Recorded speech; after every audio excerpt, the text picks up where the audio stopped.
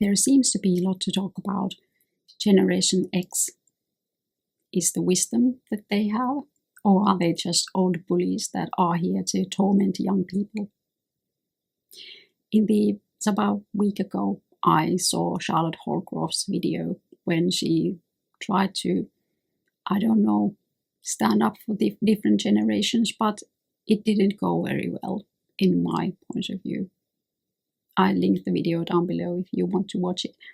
But there was a few points that she made, and one was that Generation X bullies young people of having a real job, and that they will tell people that they have to have children because child-free life is nonsense, and that they should have an education even though it costs much and it takes all your time and your energy, and that, well, there were many other things about smaller things, but I get to them later. But these main questions, I would like to say a few words to defend Generation X.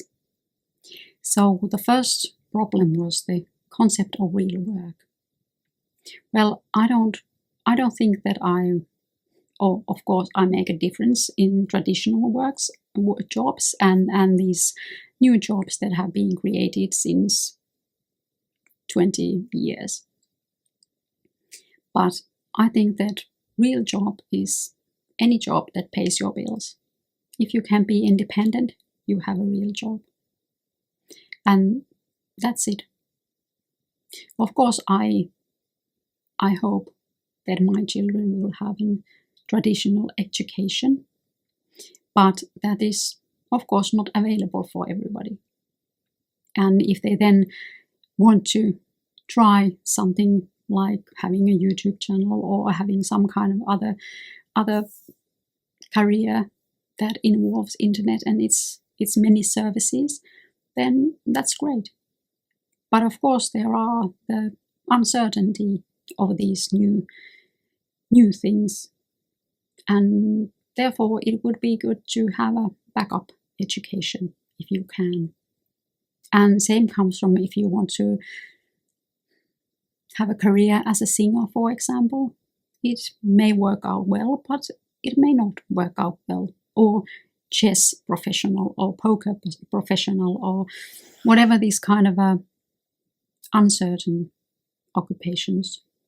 Of course, for example, if you have a YouTube channel for 2 or 3 years and it makes money you constantly, then you are quite good at it, and then you have learned so much that I am pretty confident that you can move forward to the next project if that channel isn't anymore lucrative enough. And then that's your education and that's your job. But whatever you want to do, there is always a benefit from education, because, as it says, you learn. And that's not bad advice, to have education, whatever you want to do. And another thing that was very close to this was that Charlotte said that Generation Z does have a courage not to go to university, but to live with their parents, and then they have money to party more and they can travel and do that kind of thing, so they can really live their lives. And that's somehow the Generation X holds them back, and they cannot do that because practically their parents nag. But of course there are two things in this. So if you decide to live at home and off your parents, that's not a permanent solution. I know that at some point I will retire and I have less money to use to my children and my family. So the concept that I would provide to my children, to their spouses, and possibly to their children, it's just not possible. And do I have an obligation for that? No. Do I want to do that? No. And that's my personal choice. And I think that everyone in Generation X has the right to make that choice. children has to be raised and educated and so forth to a certain point, but not for the rest of their lives. No.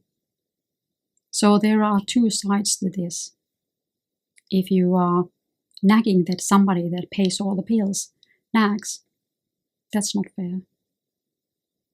But I understand that this is something that is quite hard for younger people at certain age, usually quite young, that they see just their peers, just the same age group that they are in. They don't see the older people and they don't see the younger people.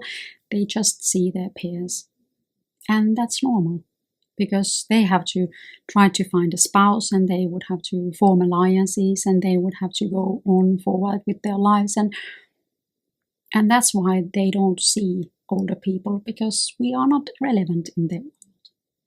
And in that case, younger people aren't either.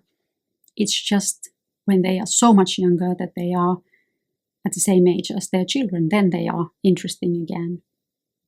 But when you grow older and you don't have to find yourself a spouse, a father or mother for your children, you don't have to make these alliances and have your footing in the world, then you have more time to see everybody, all the different age groups that wander around here. And that might be why it's hard to see that actually the generation of your parents may feel differently about the fact that you want to live at home so you have more money to party and travel and live your life fully. So I know that that is not a nice thing to say and it doesn't feel nice, but that's just the truth. As people in Generation X know, that's just how world works. And of course, the other big issue was the possibility to have a child-free life, and why people in Generation X says that, why don't you reconsider? Well, there are many ways to say that, and some ways are mean and some say too often. But I think that there are some background information for that might help you to reconsider how to react. Having children is not a decision of the rational mind. It's a need. It's a basic need. We wouldn't have children. None of us would, if we would think, or if somebody would tell us that it's an agony to have a baby, then you have to stay up all night, then your body goes like something totally different, and you get older like so much faster. And children cost money and everything. So nobody actually would have children if it was just the consideration of rational mind. But we still have. There are more and more children in the world all the time, because we have a basic need to have children. And of course, if we think about the statistics that who has children and who hasn't, and there is quite a big thing. Because there are many people, many couples over 30 that want to have children but can't. And they are really miserable and they try all the modern science ways that they can, and they still end up having no children. So what happened? When they were between their 20s and 30s, they thought that child-free life is nice and they don't want the burden and they don't have the responsibility and they don't want any of that. Or they think that they don't want any of that. But when they finally had the spouse and they finally had the education and they finally had the apartment, then it was too late. And then they couldn't have children. So it's not out of meanness of a heart or why we want young people to suffer. We don't want young people to suffer. That's the whole point.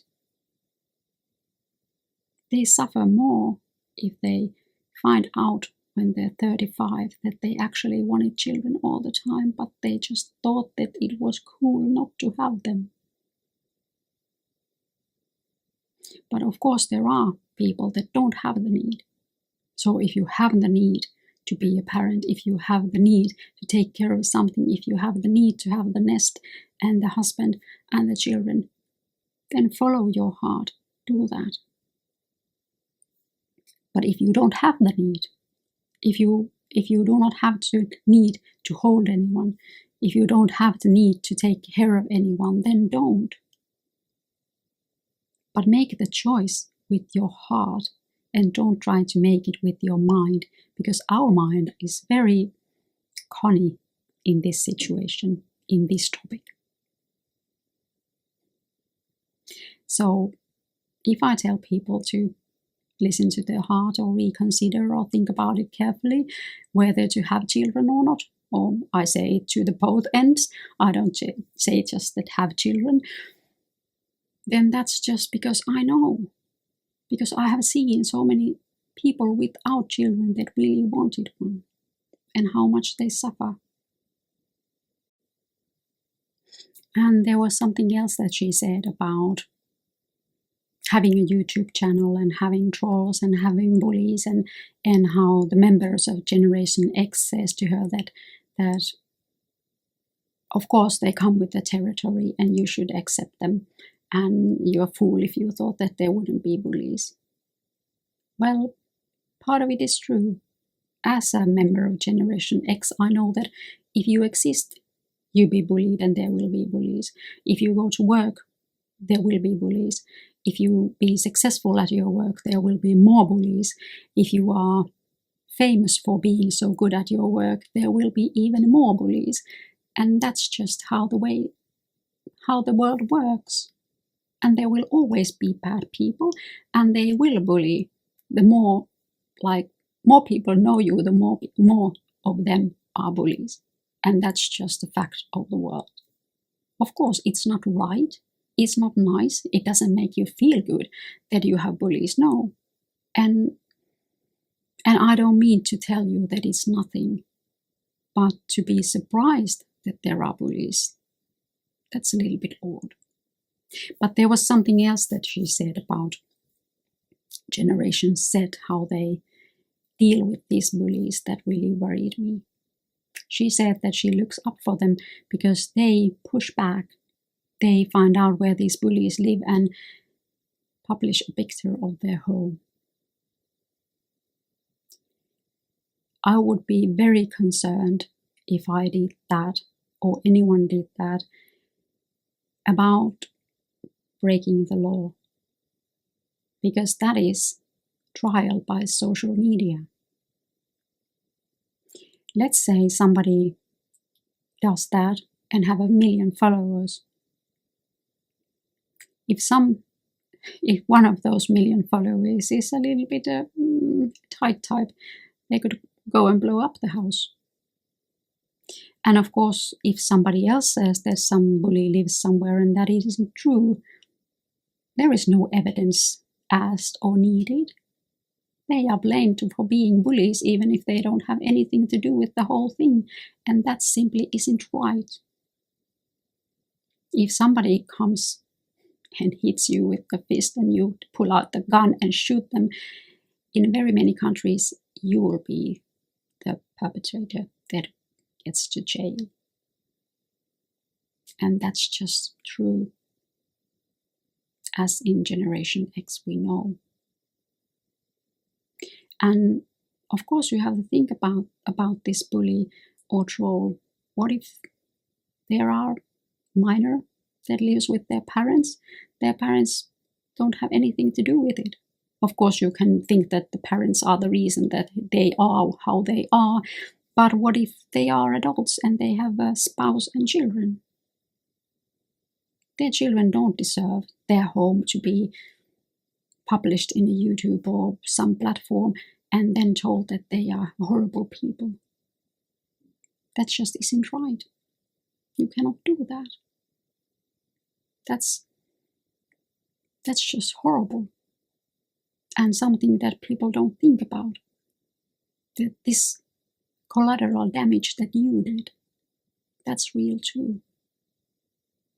But that's a gross subject, and we know that this kind of things happen, unfortunately, because there are bad people in the world still, and there always will be. That's just the nature of human race.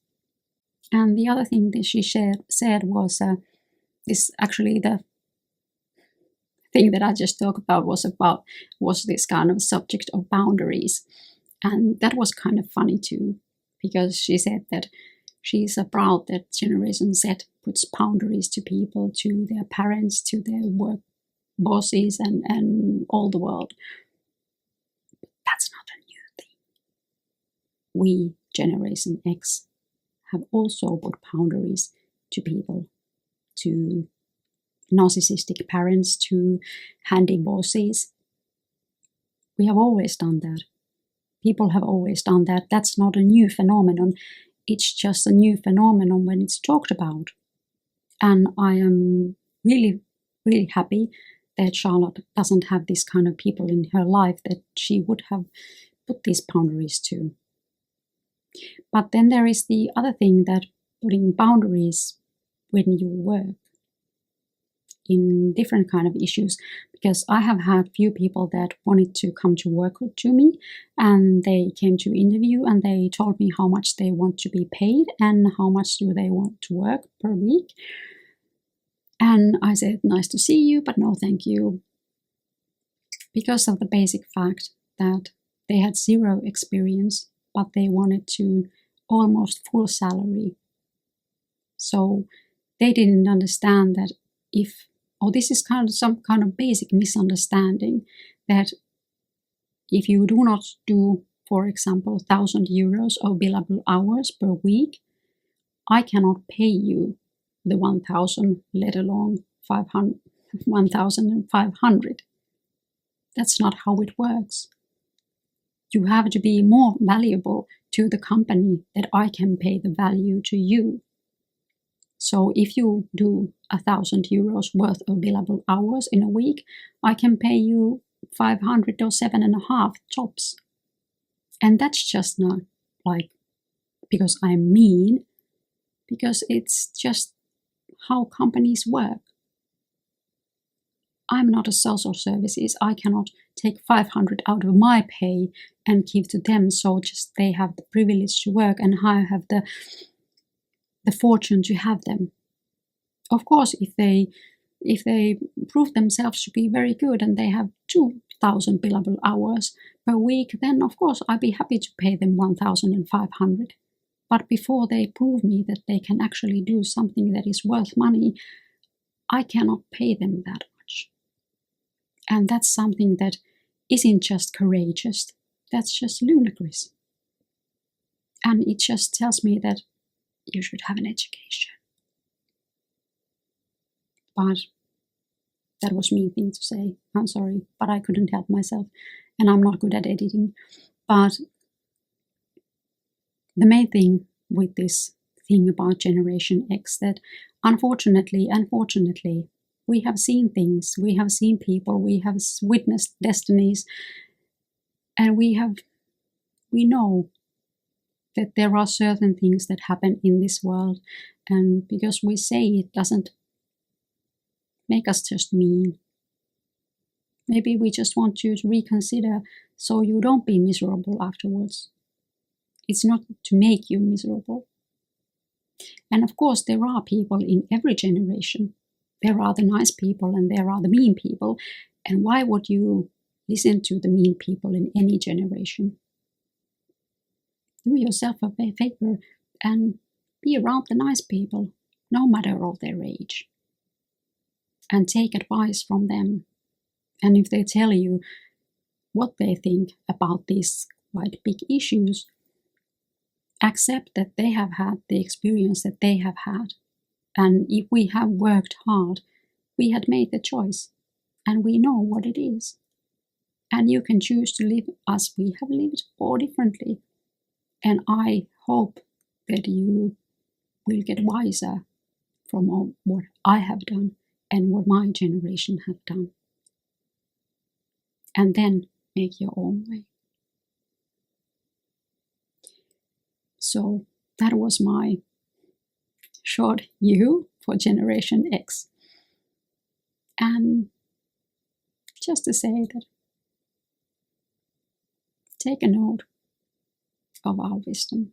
It comes from experience and from the good place, not from bad. I hope you have a great day. I see you soon. Goodbye.